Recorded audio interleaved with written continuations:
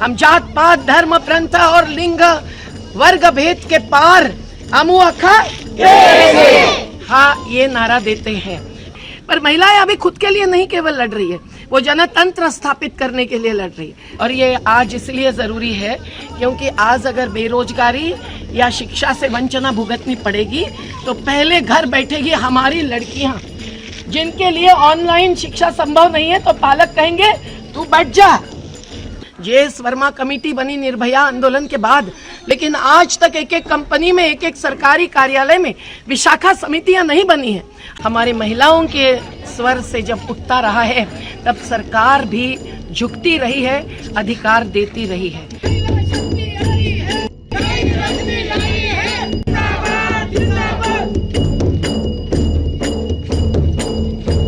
ये मानते हैं कि महिलाओं पर अत्याचार और अन्याय तभी होता है जब वो शिक्षा से वंचित रहती है, और शिक्षा के बाद संगठन और संगठन के बाद संघर्ष।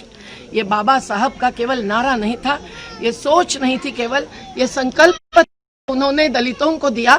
तो आज भूमिहीन दलित महिलाएं और महिला किसान, महिला फेरी वाली, महिला घरेलू नौकरानी, कौन सा ऐसा क्षेत्र है जहां महिलाओं का योगदान नहीं है।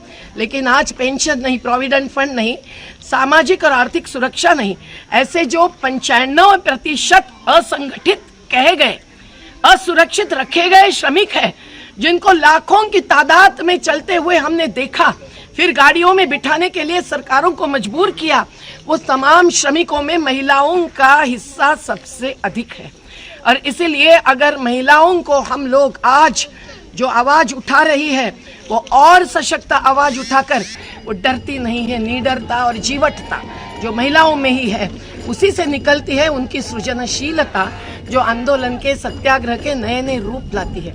एक एक सुंदर गीत जागो रे भिला जागो भिलाला हमारी महिलाओं के स्वर से जब उठता रहा है तब सरकार भी झुकती रही है, अधिकार देती रही है।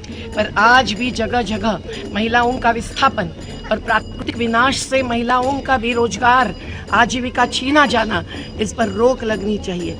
हर जमीन पर जहां महिला आरक्षित नहीं भी हो, उसके हाथ में वो 7/12 का उतारा यानी जमीन का टाइटल नहीं भी हो, लेकिन उसका खून पसीना वहां पुरुषों के साथ साथ बहता रहता है, तो उसको भी मालिकी हक चाहिए। हर घर में, हर घर प्लॉट में, हर जमीन में, ये हमारा आग्रह है। महिलाओं की मांगे ये भी है कि अत्याचार और अन्याय खत्म होनी चाहिए।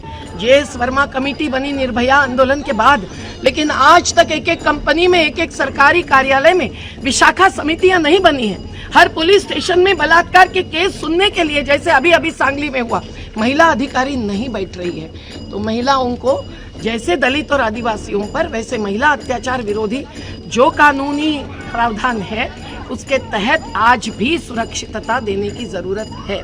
और वो तभी होगी जब महिलाएं खुद उठेगी और आवाज करेगी। पर महिलाएं अभी खुद के लिए नहीं केवल लड़ रही है, वो जनतंत्र स्थापित करने के लिए लड़ रही है। राजनीति में भी उनको अधिकार चाहिए। 50% जनसंख्या महिलाओं की है, भले भ्रूण हत्या अभी भी जारी है, फिर भी 50% के पास जब महिलाएं हैं तो न केवल ग्राम पंचायतों में पर संसद तक महिलाओं को अधिकार चाहिए। हम तो संसद बाह्य राजनीति में है, जन आंदोलनों में है, पर वहां भी हमारी प्रतिनिधियां होना जरूरी है।